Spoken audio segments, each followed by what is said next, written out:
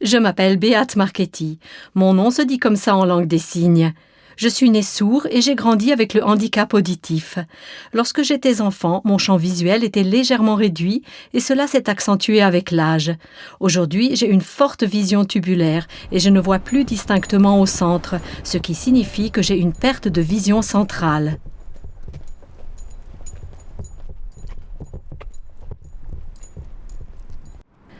Beat Marchetti est sourd-aveugle. Il est atteint du syndrome d'Asher. Avec un chien guide et grâce à un reste de vision, il peut encore se promener seul dans des endroits qu'il connaît. Tant Beat Marchetti que son chien guide Orion connaissent également très bien le chemin pour se rendre à son lieu de travail.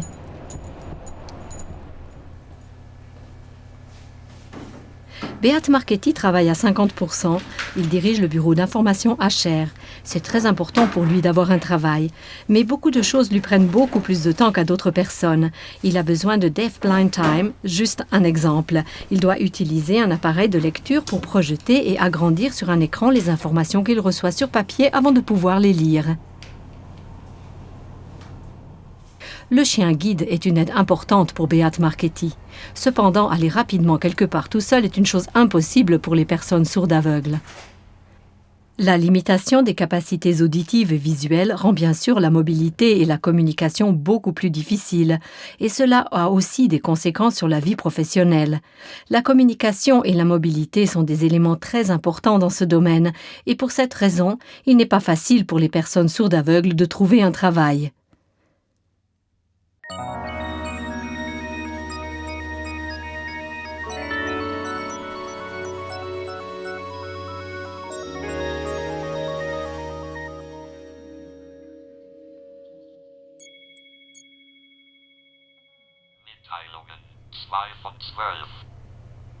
Mein Name ist Franz Meyerhans. Ich wohne in Buonas. Mon nom est Franz Meyerhans. J'habite dans une ferme à Buonas. Je suis malentendant depuis ma naissance. J'ai des problèmes de vue depuis la puberté environ. Je n'ai appris qu'à 35 ans que je suis atteint de RP.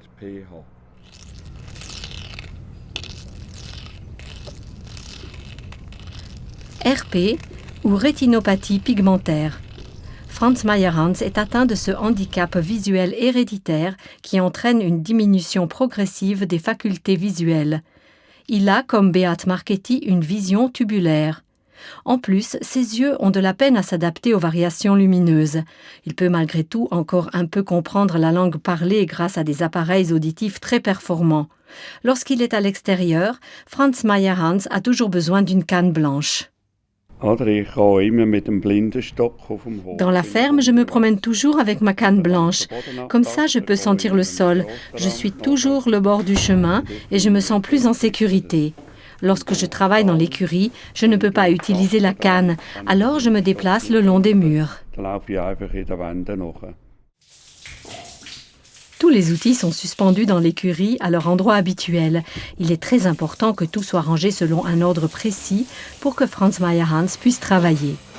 Malgré sa surdicécité, il traite encore aujourd'hui les vaches 2 fois par jour. Traire, il sait le faire les yeux fermés à cause de son expérience. Et 2-3 trucs lui facilitent le travail dans l'écurie. Il faut dans tous les cas avoir de la volonté. Pour reconnaître les vaches, j'ai suspendu de petits morceaux de bois de différentes formes le long de la conduite de lait. Je les prends dans la main pour m'orienter. Les vaches vont toujours à leur propre place lorsqu'elles mangent.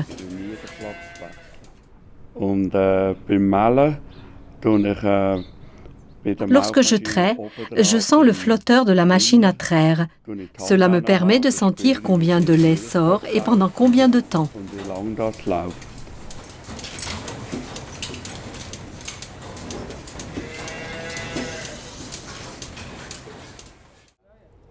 Gare de Läufelfingen.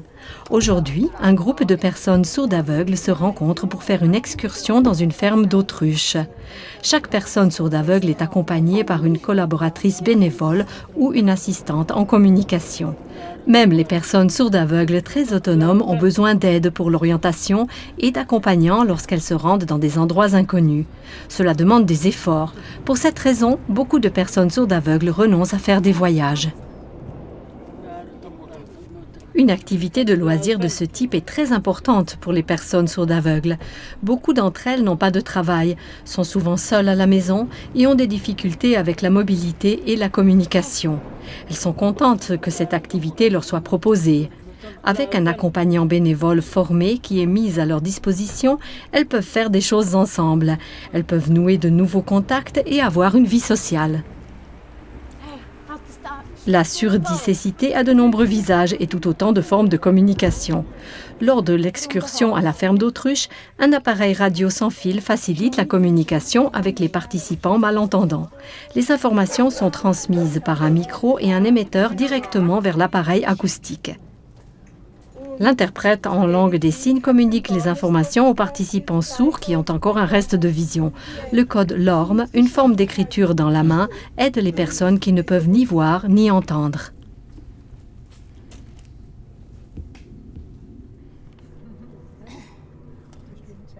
Ob wir das auf dem Hof machen, wir machen es nicht auf dem Hof, wir gehen zum Metzger. Das heisst, wenn sie das Käppli anhaben, werden sie eingeladen. On sait qu'il y a en Suisse au moins 10 000 personnes concernées. Certaines personnes ne peuvent ni voir ni entendre depuis leur naissance, alors que d'autres ont perdu leur capacité auditive et visuelle au cours de leur vie.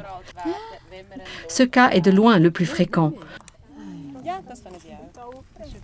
On suppose que de très nombreuses personnes très âgées n'entendent que très peu et ne voient presque plus rien sans que cela soit réellement reconnu et pris en compte. Sommer ca.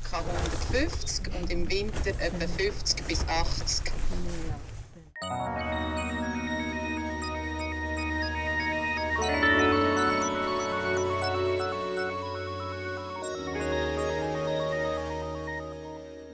Va? Vai! Oui, brava, brava! Yvonne Huguenin a 98 ans. Elle porte des appareils acoustiques depuis 30 ans. Lorsqu'elle avait environ 80 ans, elle a petit à petit perdu la vue. Elle habite chez sa fille à Genève. Située sur la Riva, à quelques 200 mètres du palais des Doges. Les petites filles abandonnées par... Aujourd'hui, l'activité favorite d'Yvonne Huguenin est d'écouter des émissions radio ou des livres sonores. Pour cette Genevoise autrefois très active, ce n'est pas toujours facile. Et vous savez, moi j'ai fait 20 ans de théâtre et puis 20 ans de danse folklorique depuis l'âge de 60 ans. Jusqu'à 90 ans. Alors là, ça n'allait plus, ça voulait plus. C'était fichu. Oh, c'est sûr. Mais on ne peut pas rester sur la tristesse. Hein. Et vous savez, moi j'ai eu de la chance, c'est qu'il y a les petits-enfants, comme mon arrière-petit-fils. Hein. Ricolard, mais on s'amuse comme des fous les deux. Pour Yvonne Huguenin, c'est toujours aussi important de pouvoir être active et par exemple de pouvoir aider dans la maison. Il y a quelques semaines, Yvonne Huguenin s'est cassé la cheville et elle a dû aller à l'hôpital. L'inactivité et les soins qui n'étaient pas adaptés à son double handicap sensoriel ont été durs pour elle.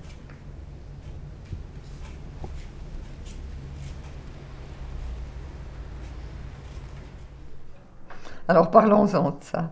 C'est nul, c'est révoltant, c'est effrayant de voir à quel point il n'y a rien pour ces gens-là, mais absolument rien. Moi, c'était une angoisse. Et elle déprimait, elle n'avait plus envie de rien, elle a été jusqu'à avoir envie de se suicider. Elle m'a dit, moi je prends une bouteille, je la casse et je m'ouvre les veines, je ne supporte plus. Oui, oui.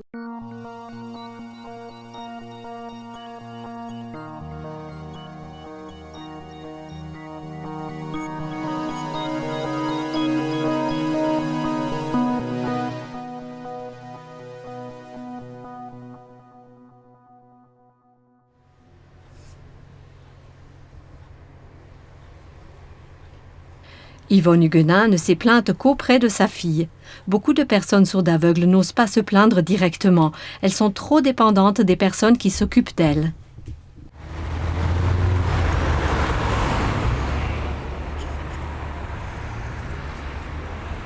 Franz Meyerhans se rend à Lucerne pour faire des achats.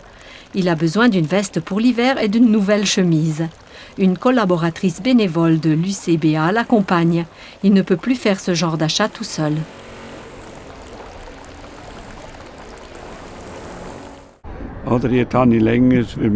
J'ai de plus en plus de peine avec la vue. Lorsque j'entre dans un magasin, je suis tout d'abord complètement aveugle pendant un moment et je ne peux pas m'orienter. Mais l'accompagnante garde toujours une bonne vue d'ensemble.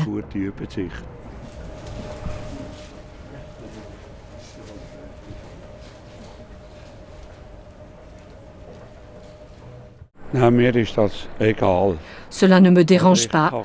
J'aime bien planifier les choses et j'y vais avec l'accompagnant. Je sais déjà à l'avance à peu près ce que je veux.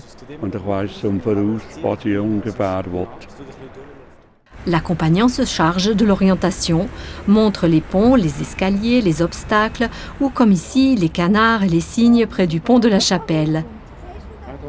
Franz Meyerhans en est très reconnaissant et cela l'aide à compenser son double handicap sensoriel. Mais Franz Meyerhans sent aussi toujours à quel point le fait de ne pas bien entendre et voir le handicape.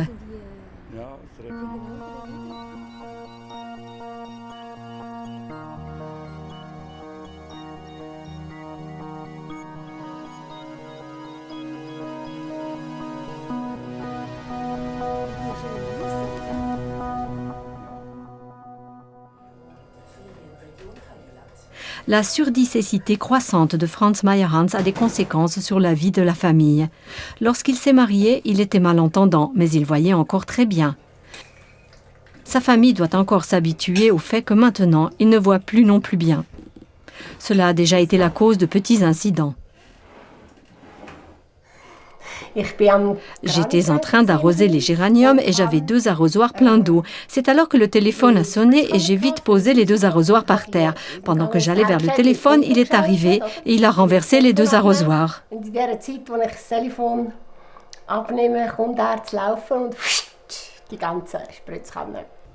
Il est aussi difficile de communiquer à table.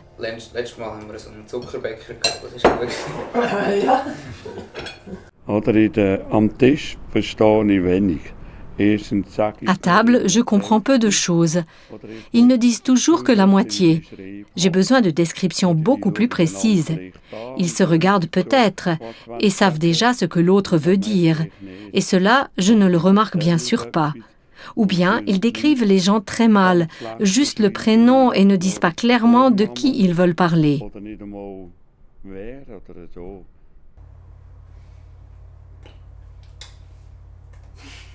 La surdicécité a des conséquences sur toutes les relations.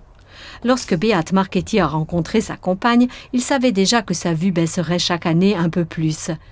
Cela leur a permis de s'habituer aux nouvelles situations depuis le début. Par exemple, ils communiquent souvent en utilisant la langue des signes tactiles. Lorsqu'il tient la main de sa compagne, il sent les signes qu'elle fait, même lorsqu'il ne peut pas les voir.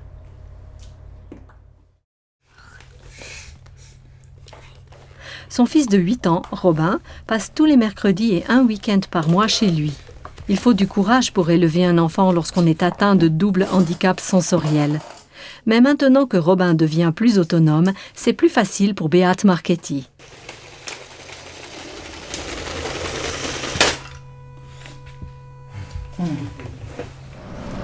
Malgré son autonomie, Beat Marchetti remarque chaque jour ce qu'il ne peut plus faire à cause du double handicap sensoriel. Il se rend compte qu'il a souvent besoin d'un peu de deaf blind time en plus et que des accidents peuvent se produire.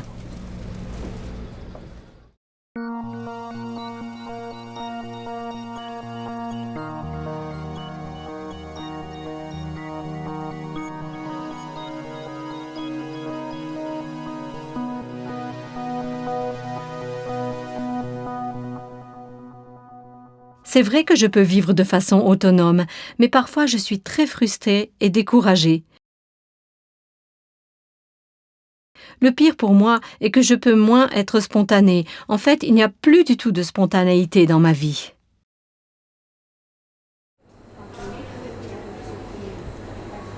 Aller spontanément boire un café au restaurant n'est possible pour Beat Marchetti que lorsqu'il connaît déjà bien l'endroit.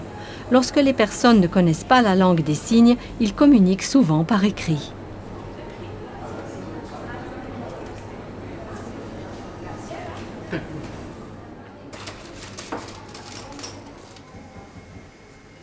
Être mobile, communiquer, obtenir des informations, c'est beaucoup plus difficile pour les personnes sourdes aveugles. Grâce à des moyens auxiliaires tels que cette loupe, Beat Marchetti peut encore avoir accès à l'information. Et quand il ne verra plus rien du tout, il lui restera encore l'écriture braille.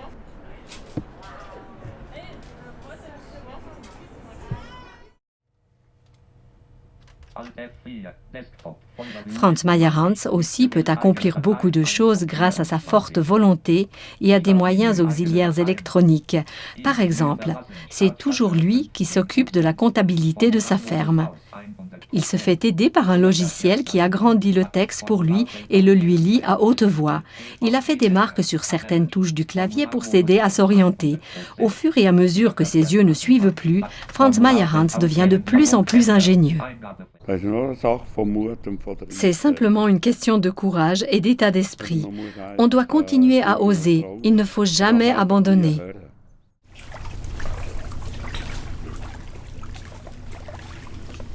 Franz Meyerhans n'a pas non plus abandonné le sport. Il va régulièrement nager. Depuis qu'il ne peut plus voir le bord, il s'attache au ponton avec un maître dérouleur.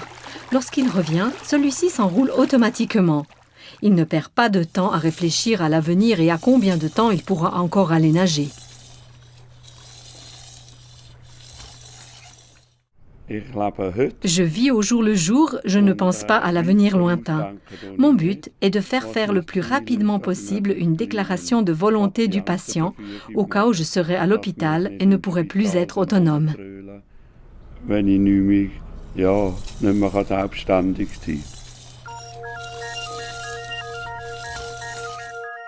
Beat Marchetti a encore fait un grand voyage en Amérique cet été. Pour lui, voyager est très fatigant et il n'a pu voir beaucoup de paysages qu'une fois rentré à la maison sur les agrandissements de photos. Mais il aime ça. Lui non plus ne pense que rarement au moment où il sera dans l'obscurité et le silence complet.